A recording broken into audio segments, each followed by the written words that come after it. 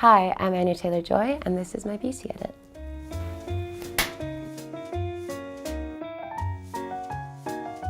The best beauty advice I've ever been given has been to accentuate what you already have and not to try and hide anything or cover up mistakes. They're not mistakes, they're your face, and you're beautiful.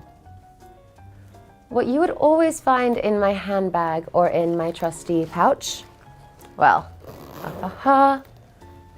always, always, always fragrance, big time. It just helps you feel more yourself. I spend a lot of time being other people, so this kind of brings me back down to earth. Crystal bunny rabbit, he's really cute. There's something about having a natural mineral from the earth with you that just allows you to reconnect and understand that you're actually a really tiny part of the universe, and whatever's going on in your life is more than likely going to be okay. Scrunchie, usually velvet, usually a crazy color. Just get my hair out of my face, please. And I actually always travel with this. Baile Santo is something that I love. Again, I'm always traveling around. I never really get the chance to be at home, and this is my home smell. So any hotel room I'm in, this is burning. And finally, this is a lip balm by Armani. It's just like a nice light color. I don't tend to wear a lot of makeup, but if I do, it tends to be mascara and a little bit of something on the lips. The biggest beauty mistake I've ever made, I think potentially not learning how to apply makeup. I'm still really sad that I can't do a cat eyeliner. I can't do it, it just doesn't work for me. I actually use toner most of the time to cleanse my face, and I'm a big fan of witch hazel and rose water, both of which you can get at a chemist. And it just makes your skin feel really alive and it smells really nice. I keep my hair healthy between coloring it with a lot of hard work and love. Like, I spend maybe every Sunday for 3 months dyeing it root to tip silver, and that's a bleach process. So after 4 months, my hair fell out of my head. So I use a lot of leave-in conditioner. I'm a big fan of Philip Kingsley's Elasticizer and David Mallett's hair serum. It's so good and really lightweight, but people that say that you shouldn't use conditioner from root to tip clearly have never bleached their hair. Use it root to tip and like leave a tiny bit in as you're rinsing it out. It really does make the world of difference.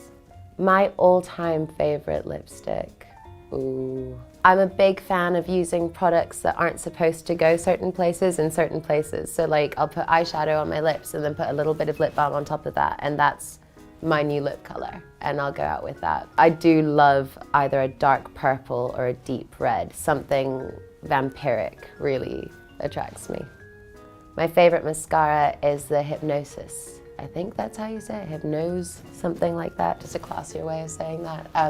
It really separates the lashes, and I like that because mine are really blonde, so I need to make them nice and dark. The things that I'm drawn to in a fragrance are having something multi-layered that warms with your skin. I think it's a really lovely experience if you can spray something and have an initial reaction to it, and then a couple of hours later it like slowly becomes something else. I think it's pretty cool that all human beings have their own smell, and all fragrances will smell differently on people, so I think discovering that is something that I'm interested in. The way that I apply my perfume is it goes behind my ears, then I put one in my heart chakra, because I'm a hippie, and then wrists and behind your knees. That really does work, especially if you're wearing like really big gowns and stuff. You don't have to worry about anything because you just have like these constant wafts that are coming up and you smell like a movable bouquet. I have several beauty icons, none that I like directly reference, but ones that I look at and I'm like, Edie Sedgwick was the first one alongside my mum. My mum makes absolutely anything look brilliant, and she has so much fun when she's doing it all the time.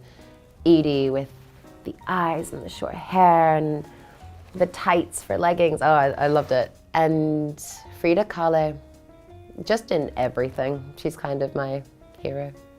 I'm not gonna pretend that I've been the healthiest person my whole life, because I haven't. But I have recently taken an interest in health, and I'm trying to take better care of myself because life is so crazy nowadays. If you're gonna be moving at this kind of pace, you have to start like treating your engine right. So I have been a vegetarian since I was 8, but I'm trying very hard to stay vegan where I can. In Europe, it's a little hard. In America, it's a bit easier. And then I always start my day off by dancing. I put on my favorite 3 songs of the day and I just shake it out to them, and I find that that is so good for my heart and my soul, whilst also getting a bit of a sweat in, so yeah.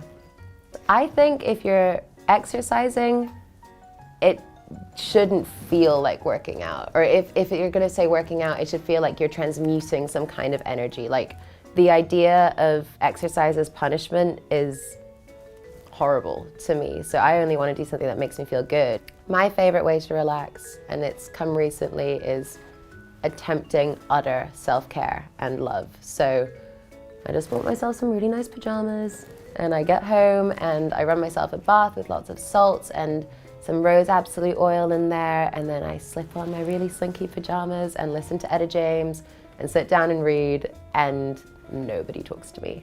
And I love it.